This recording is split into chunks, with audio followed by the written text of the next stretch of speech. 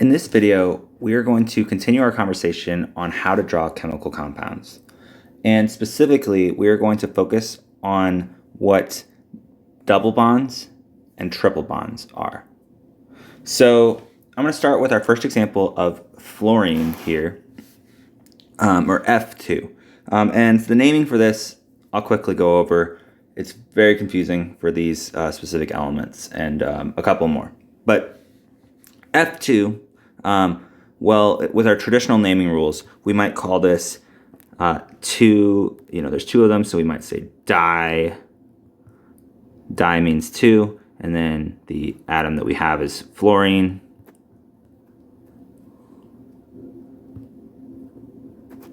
And that would be the names. There's no second element here to use the IDE ending.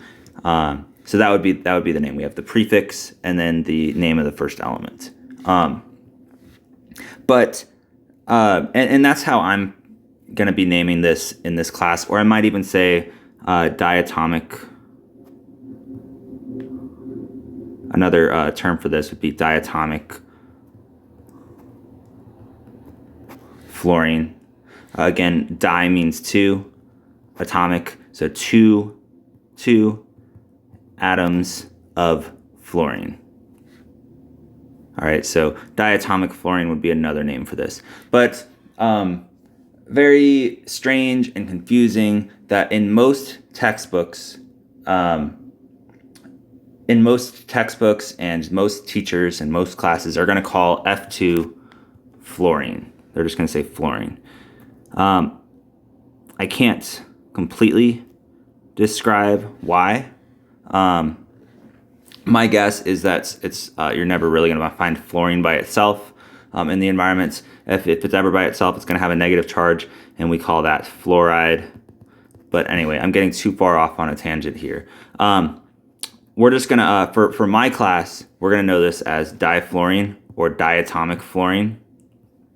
But just keep in mind that if you're reading about it online or in a textbook or in another class, they might call this fluorine. So just a heads up. Anyway, how to draw F2 is as follows. We're first going to draw our Lewis dot structure of fluorine, of a single fluorine atom. And we're going to draw two of them because we have two of them. I'm going to draw two of them next to each other. And specifically, I like to set things up a little bit easier for me and put these single dots next to each other, because single dots always connect to other single dots. These electrons, they don't like to be single. They get scared. So we are going to connect them together, and then we will redraw our atom that we have. So we have, or our molecule now, because we have two atoms connected. So I'm going to draw the connected electrons are now going to be drawn as a line, and this represents a bond. Those electrons are no longer single, they are now bonded together. Next, I'm not going to forget to draw in all electrons that I did not mess with. So if I didn't mess with an electron, I'm going to draw it back in because we can't make it disappear. It's still there. So we got to redraw it. Now, a common mistake that I'm seeing with my students is that students are saying, all right, Mr. Oxler, you told me I need to connect the dots to draw a molecule. I just need to connect the dots. So bada boom, bada bing, I'm done. That's my answer. And you listen to the first part of what we're doing. Yes, we are connecting dots, but we are connecting, as I just emphasized, we are connecting the single dots. Okay, so we do not want to mess with these pairs of dots. We actually call these pairs of dots, we call these lone pairs. And something special about lone pairs is they like to be left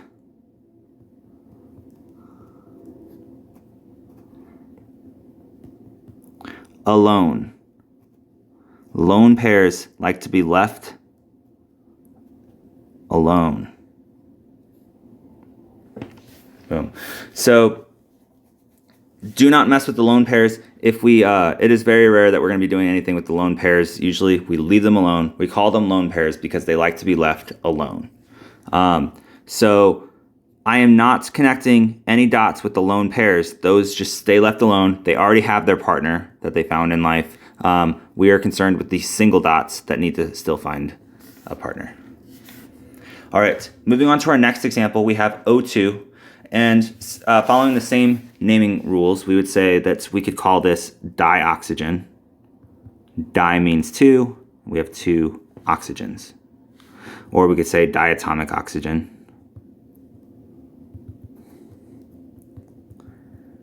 Or the common name for it, as we said, would just be oxygen. So when people say we have oxygen in our atmosphere, we actually have a lot of O2 molecules. We don't have a lot of O molecules all by themselves. But all correct names for O2. The one I will be using will be one of these two, just to make things more clear for us. But here are the Lewis dot structures for oxygen. We have two of them drawn. I put the dots that are single next to each other because we know we're going to be connecting them. And yeah, I have all the electrons drawn in. So now I'm just going to connect the electrons. So I can connect these two. That'll work. Connect those two. And then I can also connect these two. They're alone. And then we're going to redraw things. And we have oxygen. And I have my electrons my lone pairs that I left alone because we didn't do anything with them. And my other oxygen with its lone pairs that I didn't mess with because we left them alone like they like. And then I change wherever I connected the dots, I now draw a line in place of those. So the line now represents a bond between those two singular electrons.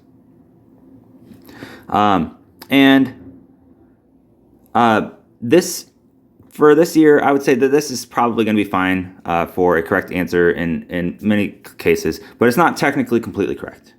So I'm going to show you how we need to alter this answer, do one more step to really arrive at the right answer. So quick question is, I have electrons here. I have some electrons right here, and I have some electrons right here. And tell me something about electrons. So we know that their charge is negative. So I have two sets of electrons, and their charges are negative. Are these electrons going to attract each other? Or are they going to repel each other? Think about that. So we have two like charges, and like charges always repel. So two negative charges are going to repel each other. So these two electrons and these two electrons, yes, they like to be next to each other when we have just two and in forming a lone pair. They don't like to be alone. But this pair of electrons and this pair of electrons, they don't like to be next to each other. They repel each other. So they want to be as far away from each other as possible. So what we're going to do here is we're going to still keep these in pairs. We're still going to keep their lone pairs as is. We're not going to mess with their lone pairs. Those lone pairs like to be left alone. But we are going to move them around a little bit to spread them out because the electrons, like I just said, they like to repel each other. So they want to be as far away from each other as possible. Keep in mind that these right here are also electrons. So right now, these electrons right here, they are not only close to these electrons, but they are also close to these electrons right here. So we need to spread things out to make them all these electrons as far away from each other as possible. Or all these pairs of electrons and bonds as far away from each other as possible. The bonds are fine being overlapped and kind of being next to each other, but these lone pairs need to be spread out. So let's go ahead and do that. Tell you what, I'm going to redraw it down here with the electrons more spread out. So we have oxygen bonded to oxygen, and instead of having the electrons all cramped up on these three sides, I'm going to spread them out to like three corners. So we have here on that corner, then I have two more electrons right here we could draw, and then I have two more electrons right here. So now the electrons are spread out, and we're going to do the same thing over here.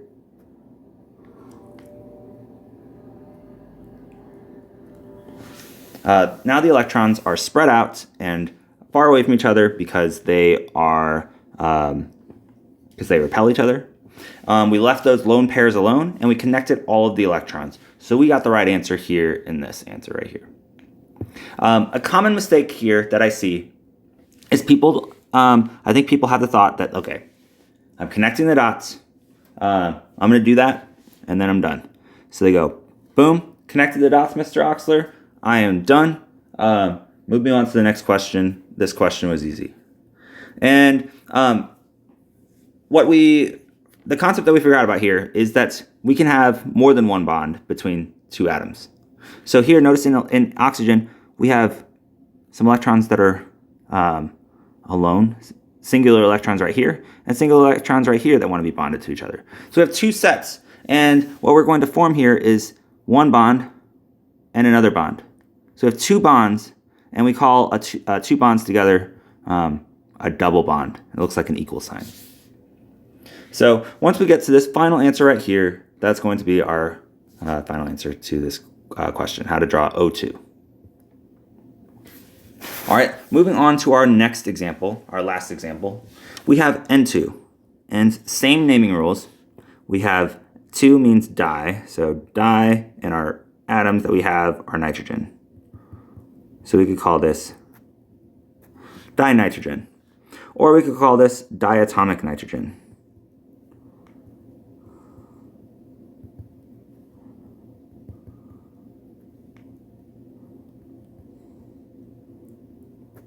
Diatomic nitrogen. Or, if we're lazy, we might call this, or we're just being, using the common term, we might just call this nitrogen.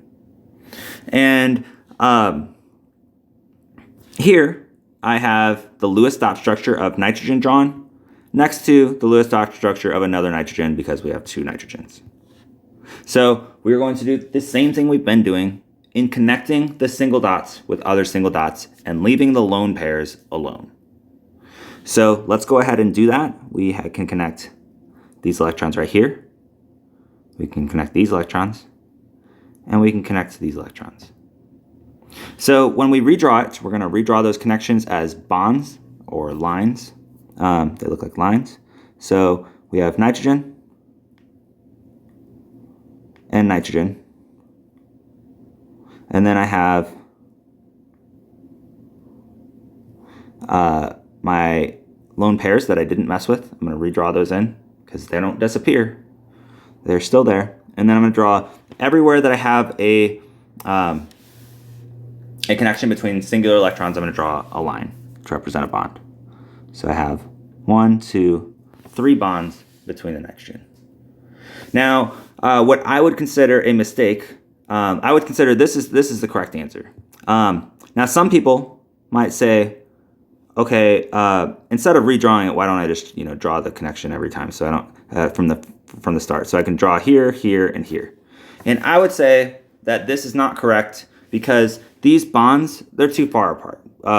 The electrons, they like to be pairs, and you're not much of a pair if you and your buddy are like, or your buddy or your girlfriend or whoever it is, if you're like always very far apart, nobody considers you a couple or a pair. So these electrons need to be next to each other. So we are going to draw them next to each other. We're not going to have this big giant gap between and a really long line between them. So we don't want a giant space between them. We want these pairs to be legitimate pairs. So this would be our final answer for N2, which we'd call dinitrogen or diatomic nitrogen in my class. Or if you're reading about it online, you might hear it called just nitrogen. But that covers our concept of continuing our discussion with bond types and how to draw bonds between different compounds, how to draw different compounds more generally, actually, and also it specifically highlights the how to draw double bonds and triple bonds, and and points out some common mistakes that I might see. So hopefully this video is helpful. Tune in to the next one next time.